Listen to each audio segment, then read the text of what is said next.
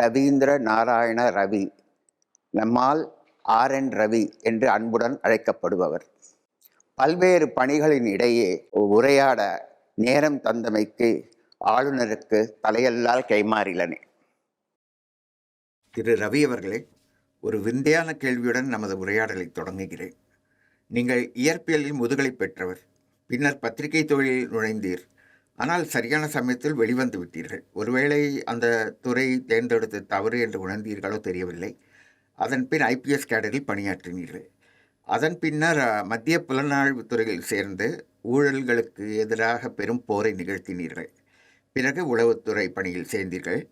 மேலும் ஜம்மு காஷ்மீர், வடகிழக்கு மாநிலங்களில், குறிப்பாக நாகாலாந்து போன்ற மாநிலங்களில் பாதுகாப்பு நடவடிக்கைகளில் ஈடுபட்டீர்கள். இவ்வளவு முக்கிய பணிகளிலெல்லாம் ஈடுபட்டுவிட்டு தற்போது தமிழக ஆளுநராக இருக்கிறீர்கள். ஆளுநர் பதவி தங்களுக்கு மகிழ்ச்சியை தருகிறதா? என் அன்பான தமிழ்நாட்டின் சகோதர சகோதரிகளே, உங்கள் அனைவருக்கும் வணக்கம். உங்கள் அன்புக்கும் பாசத்திற்கும் எனது மன்மார்ந்த நன்றிகள். பண்டிகை காலம் வந்துகின்றனர். அது உங்கள் அனைவருக்கும் நல்ல வாழ்த்துகள். நிச்சயம். தமிழ்நாட்டு மக்களுக்கு சேவை செய்யும் வாய்ப்பு கிடைத்ததற்காக நான் பெரிதும் மகிழ்கிறேன். அதோடு தமிழ்நாட்டின் புராதன செம்மையான தமிழ் கலாச்சாரத்தை பற்றியும் அறிந்து வருகிறேன். And know something about the great, ancient and rich Tamil culture, Tamil language.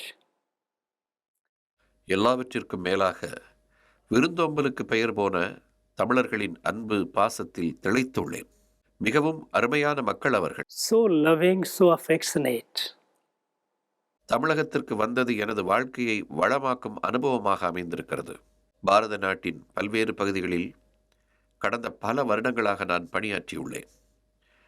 அந்த வருடங்களில் நான் அனுபவங்களால் வளர்ந்திருக்கிறேன். And over the years I have grown up. My understanding of the country has developed, evolved. தமிழகத்திற்கு வந்தது அந்த அனுபவத்தை பன்மடங்கு வளர்த்துள்ளது உண்மை. கடந்த 40-50 வருடங்களை நாட்டின் தேச பாதுகாப்பு பணிகளில் என்னையே ஈடுபடுத்தி பல பிரச்சனைகளை கையாண்டு வந்தேன். Of my life, I have spent in areas and dealing with issues which fall broadly in the national security domain. பிரதமர் மோடி என்னிடம் ஆளுநர் பொறுப்பை தந்தபோது நான் உடனே மகிழ்ச்சியுடன் அதனை ஏற்றுக்கொண்டேன். அவர் மீது எனக்கு அளவற்ற மதிப்பும் வியப்பும், அவர் தலைமையின் மீது ஆழமான நம்பிக்கையும் கொண்டவன். நான் இதை குறிப்பிடும் போது trust in his leadership. And when I say that, அவர் பிரதமராக பதவியேற்ற பிறகு எனக்கு அவரிடம் ஏற்பட்ட மரியாதை இல்லை, அது அதற்கு முன்பே ஏற்பட்ட பிரமிப்பு.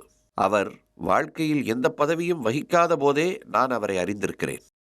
almost nobody in public life. You know, in 1992 ஜனவரி மாதம் 26ஆம் தேதி காஷ்மீர் அப்போது தீவிரவாதத்தால் எரிந்து கொண்டிருந்தது. அப்போது நான் காஷ்மீர் மாநில பாதுகாப்பு பொறுப்பில் இருந்தேன். Kashmir was burning. மக்களின், குறிப்பாக இந்துக்கள் மீது பல்வேறு கொடுமைகள் கட்டவிழ்த்து விடப்பட்டு வந்தன. லட்சக்கணக்கான இந்துக்கள் அந்த பகுதியில் இருந்து விரட்டப்பட்டனர். காஷ்மீர் ஃபைல்ஸ் திரைப்படத்தில் கூறப்பட்டு இருந்ததை காட்டிலும் இன்னும் கொடுமையான நிகழ்வுகள் நடந்தன. Atrocities were much worse than what has been depicted in Kashmir files. Kashmir பள்ளத்தாக்கு, குறிப்பாக ஸ்ரீநகர் முழுவதும் தீவிரவாதிகள் வலம் வந்தனர். லால் சவுக் என்கிற ஸ்ரீநகர் இதய பகுதிக்கு போகவே யாருக்கும் துணிவில்லாமல் இருந்த நேரம் அது. Nobody dared to venture that area. நமது இராணுவத்தினர் ஆயுதம் பொருந்திய வண்டியில் தான் போக முடியும். காரணம், எந்த நேரத்திலும் எதுவும் நடக்கலாம் என்கிற நிலை. Because anything could happen. குடியரசு தினம், சுதந்திர தினம் போன்ற தேசிய நிகழ்வுகளை அங்கே நடத்துவது என்பது மிக சிரமமான ஒன்று. இம்மாதிரியான நிகழ்வுகள் பலத்த பாதுகாப்புடன் விளையாட்டு அரங்கங்களில் தான் நடத்தப்படும். அந்த சமயத்தில் காஷ்மீரின் அரசியல் தலைவர்கள் எல்லாம் ஓடி மறைந்து கொண்டார்கள். When the leaders of Kashmir had run away, doctor Farooq Abdullah குடும்பத்துடன் லண்டனில் சென்று அடைக்கலம் தேடியிருந்தார். மொத்தத்தில் காஷ்மீரில் யாருமே இல்லை, தீவிரவாதிகளின் வசம்தான் இருந்தது. அந்த மாதிரியான சூழ்நிலையில்தான் ஒரு இளைஞர் ஸ்ரீநகரில் லால் சவுக் பகுதிக்கு வந்து மூவர்ண கொடியை ஏற்றினார். Came to Lal Chowk, Srinagar, and hoisted the national flag.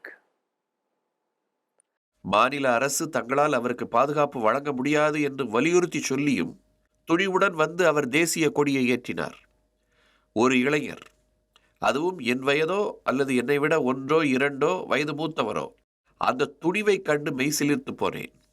அந்த நேரத்தில் அவரது உயிரை தீவிரவாதிகள் வாங்கியிருக்க வெகு நேரம் ஆகியிருக்காது.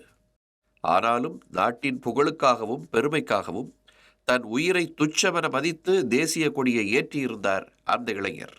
நான் அவர் யார் என்பதை விசாரித்தேன். பிறகு அவர்தான் நரேந்திர மோடி என்பதை அறிந்தேன். இப்படி ஒருவரா என்று நினைத்த எனது மதிப்பில் அவர் பெரிதும் உயர்ந்து போனார். வெகு காலத்திற்கு பிறகு குஜராத் முதல்வராக வந்து குஜராத்தில் பெரும் மாற்றத்தை உண்டு செய்தார். அந்த விவரங்கள் எல்லாம் நமக்கு தெரியும். பிறகு புதுதில்லி வந்து இப்போது நாட்டை வழிநடத்தி கொண்டிருக்கிறார். 24 மணி நேரமும் பாரத மாதாவின் புகழை, இந்த நாட்டின் பெருமையை எப்படி நிலைநாட்டுவது என்பது தவிர வேறு சிந்தனை எதுவும் இல்லை அவருக்கு. எனது பலம் மற்றும் பலவீனங்களை அறிவார். எனவே என்னிடம் இந்த ஆளுநர் பொறுப்பை கொடுத்தார். நான் மகிழ்வுடன் அதனை ஏற்றுக்கொண்டேன். இன்னும் அந்த மகிழ்ச்சி தொடர்கிறது. அதற்காக மிக நன்றி. Thank you very much.